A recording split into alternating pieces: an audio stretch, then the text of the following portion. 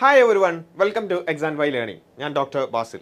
ഞാൻ സംസാരിക്കുന്നത് ഈ വർഷം പുതുതായി 7ാം ക്ലാസ്സിലേക്ക് CBSEയിലുള്ള 7ാം ക്ലാസ്സിലേക്ക് പാസ്സായിട്ടുള്ള 7ാം ക്ലാസ്സിലേക്ക് കടക്കുന്ന എൻ്റെ പ്രിയപ്പെട്ട കുട്ടികളോടാണ് എനിക്ക് അല്പം ചില കാര്യങ്ങൾ സംസാരിക്കാനുള്ളത്. അപ്പോൾ ഞാൻ സംസാരിക്കുന്ന എല്ലാവരോടും അല്ല, എല്ലാ 7ാം ക്ലാസ്സിലേക്ക് ജയിച്ചിട്ടുള്ള എല്ലാവരോടും അല്ല ഞാൻ സംസാരിക്കുന്നത്. മറിച്ച് എനിക്ക് ഭാവിയിൽ എന്തെങ്കിലുമൊക്കെ ചെയ്യണം, അല്ലെങ്കിൽ എന്തെങ്കിലുമൊക്കെ ആവണം, എനിക്ക് നന്നായി പഠിക്കണം, എനിക്ക് ഒരുപാട് സ്കോളർഷിപ്പ് എക്സാംസ് എഴുതണം, അതുപോലെ തന്നെ കോമ്പറ്റീറ്റീവ് എക്സാംസ് എഴുതണം, ഇന്ത്യയിലുള്ള ഏറ്റവും നല്ല കോളേജുകളിൽ പഠിക്കണം എന്നൊക്കെ താല്പര്യമുള്ള കുട്ടികളോട് മാത്രമാണ് ഞാൻ സംസാരിക്കുന്നത്.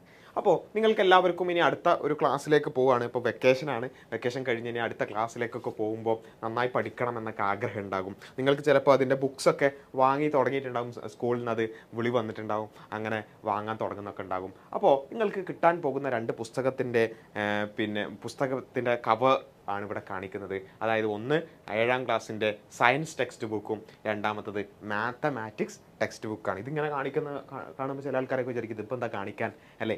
അപ്പോൾ കാണിക്കാൻ ചില കാര്യങ്ങളുണ്ട്. കാരണം എന്താണെന്ന് വെച്ചാൽ നമുക്ക് എല്ലാവർക്കും എല്ലാ വർഷവും എന്ത് ചെയ്യും, ടെക്സ്റ്റ് ബുക്കുകൾ കിട്ടും. പക്ഷേ നമ്മളെ എല്ലാവരും ടെക്സ്റ്റ് ബുക്ക് വെച്ചിട്ട് പഠിക്കാറുണ്ടോ? ഒരു കാര്യം, ടെക്സ്റ്റ് ബുക്ക് വായിച്ചിട്ട് നമ്മൾ പഠിക്കാറുണ്ട്. നമ്മൾ ക്ലാസ്സിൽ നിന്ന് കിട്ടുന്ന നോട്ട് വെച്ചിട്ടാണോ പഠിക്കാറുള്ളത്? ടെക്സ്റ്റ് ബുക്ക് തന്നെ റെഫർ ചെയ്ത് പഠിക്കാറുണ്ടോ? നമ്മൾ നോട്ട് മാത്രം പഠിച്ചു പോകുന്നവരാണെങ്കിൽ ഒന്നാമത്തെ കാര്യം നിങ്ങളോട് പറയാനുള്ളത്, നിങ്ങൾ ടെക്സ്റ്റ് ബുക്ക് യൂട്ടിലൈസ് ചെയ്യണം. ഇത് ഞാൻ പറയാൻ കാരണം എന്താണെന്ന് ചോദിച്ചാൽ, നമുക്ക് ശരിയാണ്, നമുക്ക് ചിലപ്പം സ്കൂളിൽ നിന്ന് പാസ്സായി പോകാനൊക്കെ, അല്ലെങ്കിൽ സ്കൂളിൽ നല്ല മാർക്ക് കിട്ടാനൊക്കെ നോട്ട് പഠിച്ചാൽ മതിയായിരിക്കും. പക്ഷെ നമുക്ക് സ്കൂളിൽ നിന്ന് പാസ്സായാൽ മതിയോ?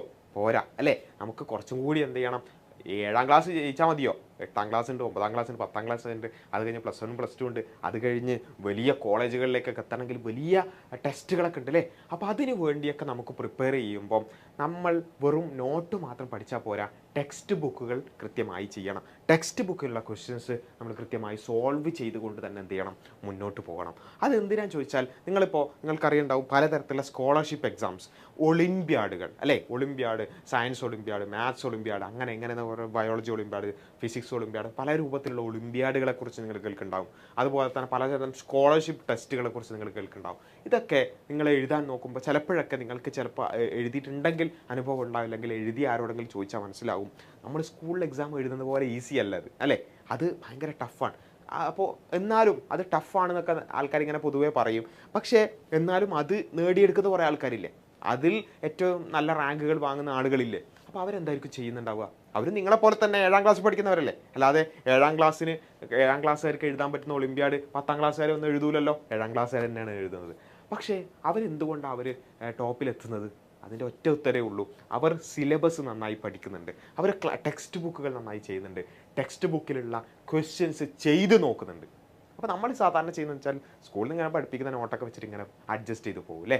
അങ്ങനെ ചെയ്താൽ പോരാ. കാരണം എന്താ വെച്ചാൽ, നിങ്ങൾ ഇപ്പോൾ ആ ഒളിമ്പ്യാഡിലും സ്കോളർഷിപ്പിലൊക്കെ ഫസ്റ്റും അല്ലെങ്കിൽ ആദ്യ 10ലൊക്കെ വരുന്ന കുറേ നല്ല മിടുക്കന്മാരായ കുട്ടികളില്ലേ, അവരെ പോലെ നിങ്ങൾക്കും ആവണ്ടേ അല്ലേ.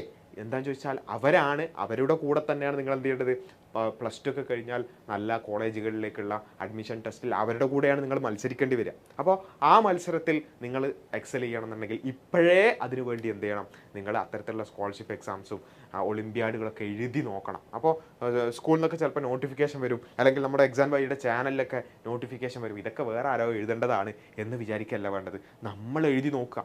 ആദ്യം തന്നെ ഭയങ്കര റാങ്കൊന്നും കിട്ടിക്കൊള്ളുന്നില്ല, പക്ഷെ നമ്മൾ പ്രിപ്പയർ ചെയ്യുക, പരമാവധി ട്രൈ ചെയ്യുക, നമുക്ക് എന്ത് ചെയ്യും, റിസൾട്ട് കിട്ടും. അപ്പോൾ ടെക്സ്റ്റ് ബുക്കിലുള്ള ക്വസ്റ്റ്യൻസ് സോൾവ് ചെയ്തുകൊണ്ട്, പ്രത്യേകിച്ച് മാത്സിലും സയൻസിലും ടെക്സ്റ്റ് ബുക്കിലുള്ള ക്വസ്റ്റ്യൻസ് സോൾവ് ചെയ്യുക എന്നുള്ളത് വളരെ ഇമ്പോർട്ടൻ്റ് ആണ്. അത് നിങ്ങൾ നിർബന്ധമായും ചെയ്യണം. ഓക്കെ, ഈ വർഷം മുതലെങ്കിലും നിങ്ങൾ നിർബന്ധമായും അത്തരത്തിലൊരു രീതിയിലേക്ക് പോകണം. അപ്പോൾ അതിൻ്റെ കൂടെ നിങ്ങൾക്ക് ടെക്സ്റ്റ് ബുക്കിലെ ക്വസ്റ്റ്യൻസ് സോൾവ് ചെയ്യുമ്പോൾ ഞങ്ങളുടെ വക ഒരു എയ്ഡ് കൂടി, കാരണം എക്സാം വയ്യ നിങ്ങൾക്കറിയാം, ഒളിമ്പ്യാഡുകൾ, സ്കോളർഷിപ്പ്, അത്തരത്തിലുള്ള കുറച്ചും കൂടി ഹയർ ആയിട്ടുള്ള എക്സാമുകൾക്ക് വേണ്ടി എയ്ഡ് ചെയ്യുക, അതിന് വേണ്ടി നിങ്ങളെ സഹായിക്കുക എന്നുള്ളതാണ് എക്സാം വൈയുടെ ഏറ്റവും പ്രധാനപ്പെട്ട ലക്ഷ്യം തന്നെ. ജസ്റ്റ് ഒരു ട്യൂഷൻ കൊടുക്കുക, അല്ലെങ്കിൽ സ്കൂളിൽ പഠിപ്പിക്കുന്ന അതേ കാര്യം പഠിപ്പിക്കുക എന്നുള്ളതല്ല എക്സാം വൈ ചെയ്യുന്നത്. നമ്മുടെ ഫൗണ്ടേഷൻ കോഴ്സിലടക്കം നമ്മൾ ചെയ്യുന്നത് കുറച്ചും കൂടി അഡ്വാൻസ്ഡ് ആയിട്ടുള്ള, സ്വപ്നങ്ങൾ കാണുന്ന, വലിയ ആഗ്രഹങ്ങളുള്ള കുട്ടികളെ സഹായിക്കുക എന്നുള്ളതാണ് നമ്മൾ ചെയ്തുകൊണ്ടിരിക്കുന്നത്. അപ്പോൾ അത്തരത്തിലുള്ളൊരു ഒരു സഹായം നിങ്ങൾക്ക് ഫ്രീ ആയിക്കൊണ്ട് എക്സാം വൈ നിങ്ങളുടെ മുന്നിലേക്ക് വെക്കുകയാണ്. നിങ്ങൾ സയൻസും മാത്സിലുള്ള ക്വസ്റ്റ്യൻസ് ചെയ്ത് നോക്കുക. ആ ചെയ്ത് നോക്കുമ്പോൾ നിങ്ങൾക്ക് ഒരുപാട് ഡൗട്ട്സ് ഉണ്ടാകുമ്പോൾ നേരെ നമ്മുടെ എക്സാം വൈ ക്ലാസ് 7 CBSE എന്ന് പറയുന്ന ചാനൽ എടുക്കുക.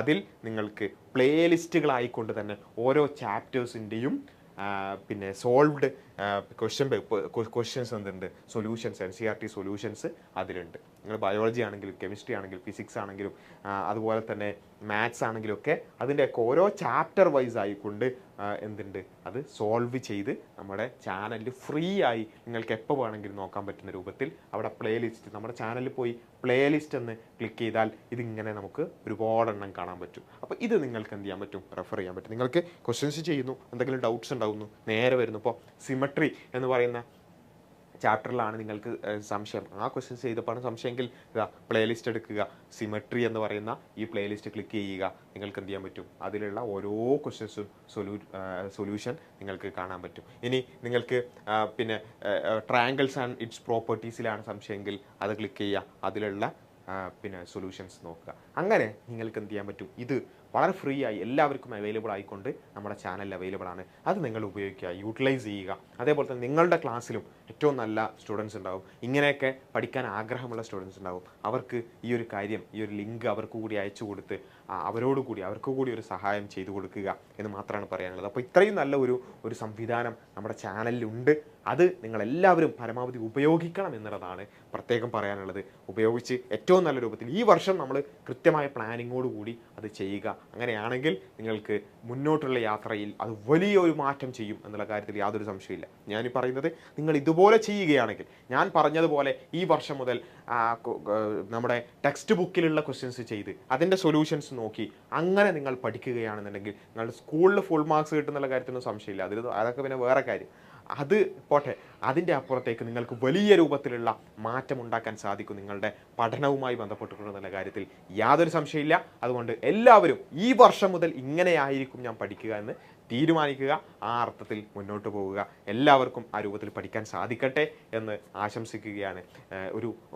നല്ലൊരു വർഷം ഇനി മുന്നോട്ട് എല്ലാവർക്കും ഉണ്ടാകട്ടെ എന്ന് ആശംസിച്ചുകൊണ്ട് പ്രാർത്ഥിച്ചുകൊണ്ട് അവസാനിപ്പിക്കുന്നു. ബൈ.